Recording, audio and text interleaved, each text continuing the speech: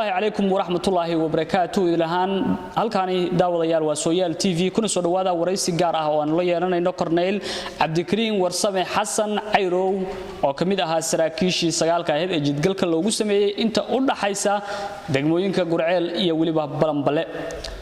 sargaalkan ayaa kamid ahaa saddexdii sargaal ee ka badbaaday jidgalkaasi asagoona ku dhaawacmay hase yeeshee kamid noqday saddexdii sargaal ee la badbaadiyay ama ka badbaaday jidgalkaasi hadaba Corneyl bal ku soo dhawow telefishinka caalamiga ee Sooyaal Assalaamu alaykum waraxmatullaahi wabarakaatuh waa ku dhawahay barnaamijka Sooyaal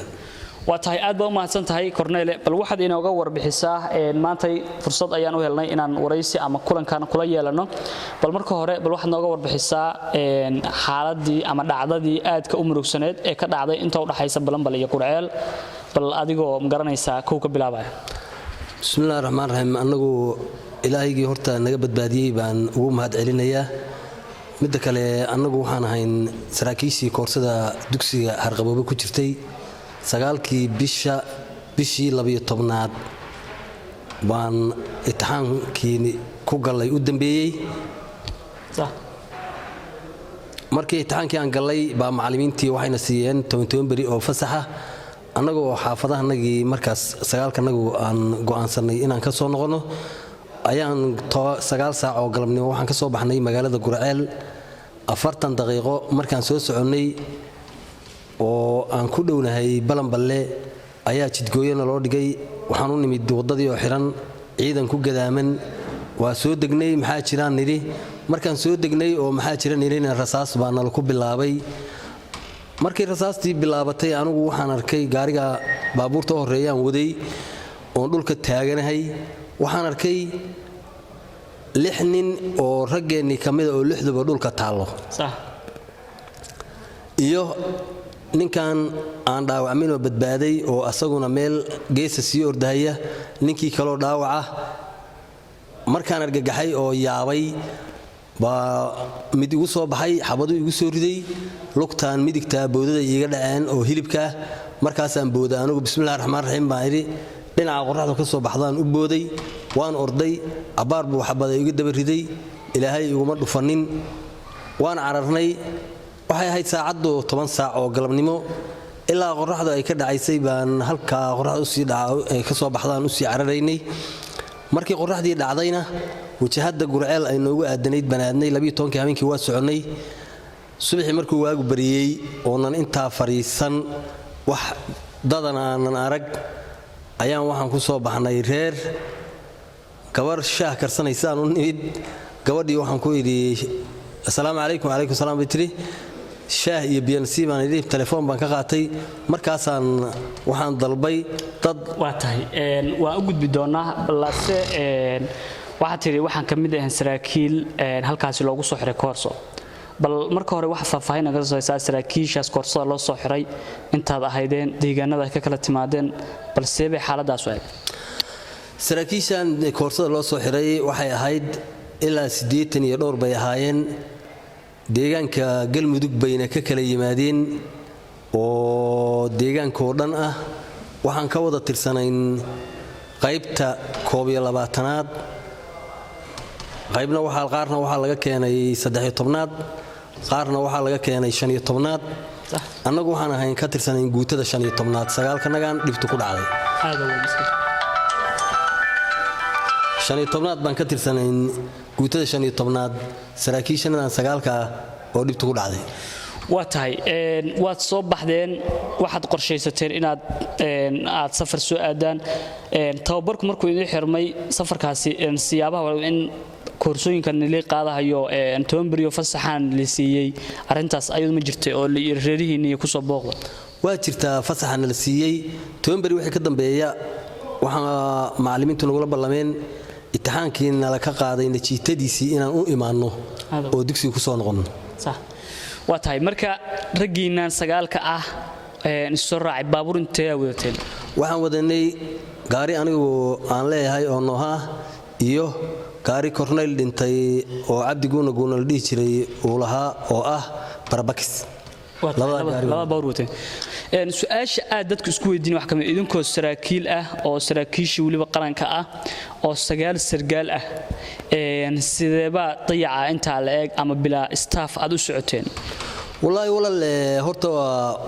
wuxuu markay dhacayaan oo qadar ilaahay ay tahay wax badan baa lagu seejinayaa annagu qalab baan wadanay qoryaan wadanay waxaan ku soo tagnay oo ka fududaysanay ayadoon staafkiiba naloo keenin inaan annagu qalabaysannahay dhulkeennuna nabad yahay oo shacabkeennu wax dhibaato aysan nooga imaanaynin oo balanballe iyo gurceel ay suukeen mid yihiin fudaydkaasaan annagu aan fududaysanno awalna waddada aan mari jirno wax dhib aanan arki jirin bay ku dhacday annagoon staafkii naloo keenin inaan ku tagno waa tahay waad soo tagteen waxaad soo gaarteen meesha aad garanaysaa jidgarkan kugu sameeyay goobta jidgarkan kugu sameeyay waa meel intee u jirta ama masaafo kilomitir intee u jirta gurceel waxay u jirtaa ilaa 50 kilomitir ilaa 45 bay u dhaxaysaa oo gurceel u jirta waa tahay markii aad meeshii timaadeen dadkan jidgalka idin galay ma dad shacab ay ahaayeen ma dad diris qabay ahayn dad noocee ahaayeen wax diris qaba laguma arag wada dhar shacab bay wateen dadka annagu aan u nimid iyo kuwa naga daba yimid oo markii aan meesha istaagnay gaari dhikila watay oo naga daba yimid oo 4 iyo 5 waxay ahayn maqaane wax tuuta qaba laguma arag dadkan waa tahay tiro ahaan dad meeqa dhan bay ahaayeen saad ku qiyaasay adigu dadkii meesha joogay dadka dablaydu ilaa 15 ilaa 20 bay u dhaxeeyeen dad kale oo laakiin oo ayagu aan haysan wax qalab ah oo ilaa xayn aha ku jiray dadku sugeyn ilaa 20 ilaa 25 bay ahaayeen ama markaad soo baxayseen ba sidiinaba idinku wax qalab miina wadan miya anagu qalab waan wadanay oo qalab waan wadanay laakiin shacabkanaga inaan la dirirana naguma jirin ayaguna waxbay inii geysanayaan naguma jirin markaan soo degnay inta badan gaarigaaba looga soo degay dadkanagii inay yihiin shacabkanagii yihiin baan ku soo degnay naguma jirinba waxaa dareen aan dareensanno oo dhibaato annaga naguma jirinba waa tahay markaad kontaroolkii timaadeen ama meeshii isbitaarada u timaadeen raggan maxaa markii u horreysay see xaaladdu u bilaabata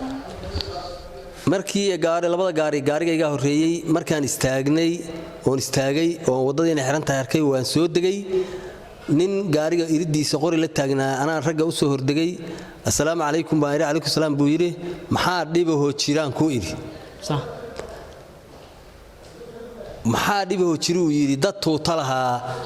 oo col ahaa carrada soo galay baa nala yidhi oo xagga balanballe ka yimid buu nagu yidhi war annagoo dadkii ma nihin aad sheegayso ciidan baan nahay waad aragtaa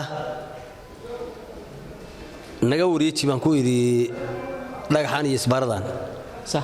raggii kalea soo degay warkii aniga waa layga qabsaday annagu waa inii caddaynaynaa sarkaal sare annaga naga mid aha yidhi oo dhintay waxaan inii caddaynaynaa inaanan ahayn dadka aad sheegaysaan saraakiishii aan ka soo tagnay saraakiil ka mid ah buu la hadashiiyey oo ayagu ay garanayaan oo yaqaanaan markii ay la hadleen oo weli telefoonkii ay nimankii la hadlahayaan rasaas bayba nagu bilaabeenba waa tahay halka ay ugu qabo saraakiisha lala hadalsiiyey magacyadooda ma xusi kartaa ma garan kartaa maya hadda dee ciidan inta badan wuu iswaji yaqaanaa saraakiishii waa garanaya anugu waan aqaanaa laakiin hadda inaan magac dhabo oo hebel dhaho ma doonaya anugu waa tahay markii intaas laga soo gudbo ama laga soo tago waa timaadeen goobtii baad timaadeen nimankii xabad bay inku fureen marka sideebay markii xabaddii inku fureen ama wax u dhaceen ama iska celin ama iska caabin wax oo aad samayseen ma jirto anigu markaa hadalka hore aan geeyey oo hadalkii telefoonku halista haddana raggii kale iga qaatay waxaan ku soo laabtay gaarigayga daaqadiisa anoo taagan markaan istaagay oon la yaabanahay baa rasaastu bilaabatay gadaal markaan fiirshay oo raggii aan ka soo tegay aan fiirshayna ilaa 6 nin oo taala 6 nin oo dhimatayba ayagoo yaallaan indhahaygu ku dhaceen dee mar haddii raggii oo yaalla aan arkay xabaddii bilaabatay talo fara way ka baxday anna laygu soo socdo cagahaygaan biirsaday qorina ma haysan darwal baan ahaa wajigaygii baan u cararay anigu markaas nin baa xabada igu riday lugta midigta xabadihii iiga dhaceen oo hilibkaahay ilaahay iga marsiiyo ilaahay waa ii fidideeyay imana uu dabagelin markuu cabaari xabadeeyay buu ayr iga haray sidaasaan anigu ilaahay iiga nabadgeliyo oo uga tagay waa tahay markii xabada lagu furay 60 ninba ma isku mar bay dhinteen mise waa kala dambeeyay 60 ninba markii indhahaygu qabteen 60 way yaaleen midba ninkii ka horeeyay baas ayaa ku taxay sax 60 dhulka yaaleen markii anigu aan cararay waa tahay ragiina marka baxsaday ama fakaday baxsadkiini ilaa halkee baad ku tagteen wax intaad sii socoteen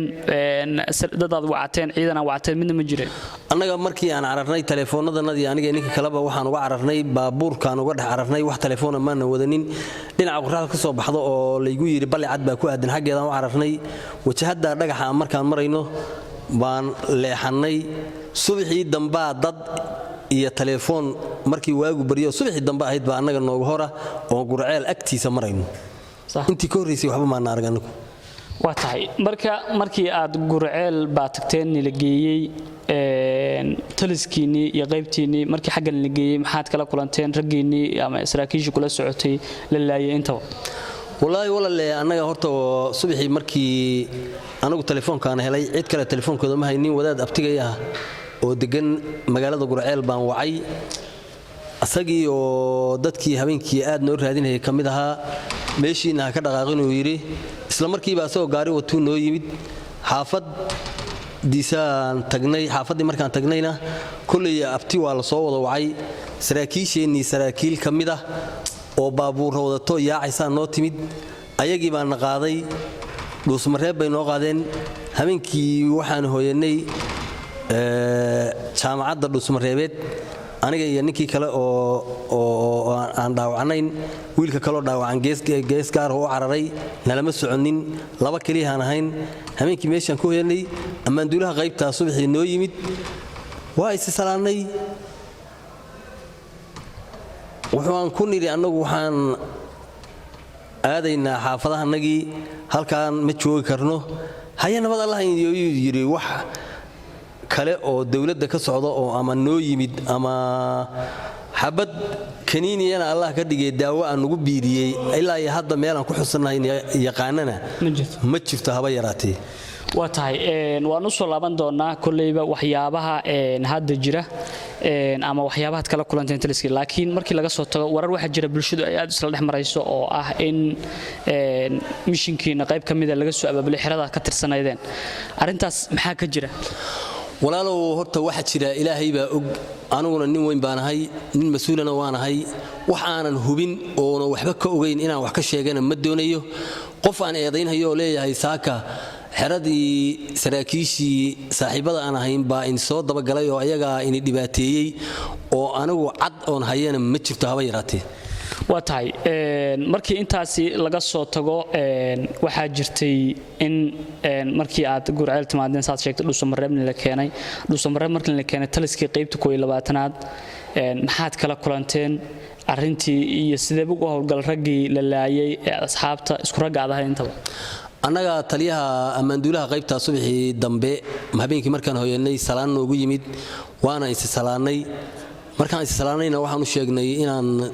degmadii caawda aqoon deganayn aan u baxayno sidaasaan isku macasalaameynay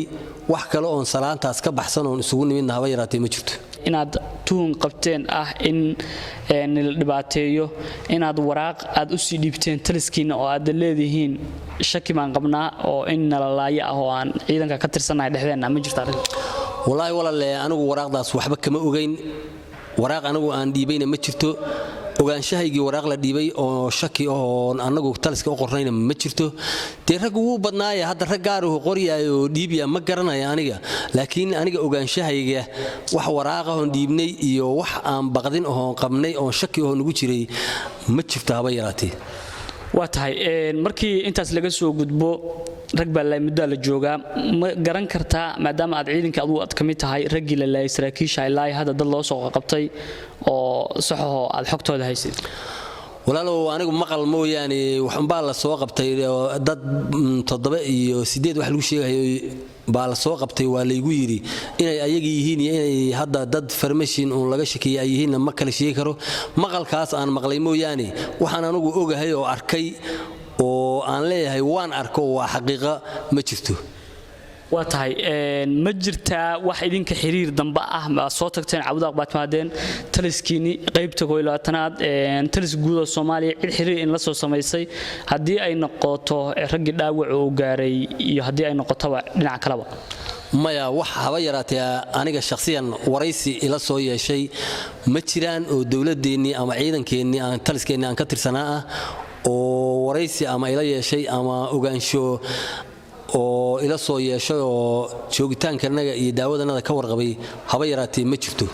waa tahay ugu dambeyn maxaad ugu baaqi lahayd taliskaaga iyo qaybaha kala duwan ciidamada waxaan ugu baaqayaa oo taliskanaga iyo dawladaba ka codsanayaa dadkii saraakiishiina dhimatayna laayay Allah u naxariisto raganagii kale oo harayna dhaawacay oo dambiilayaasha ahaa in sharciga la mariyo oo sida u dhaqsiyaha badan tilaabo loogu qaadaan taliska iyo dawladaba ka codsanaya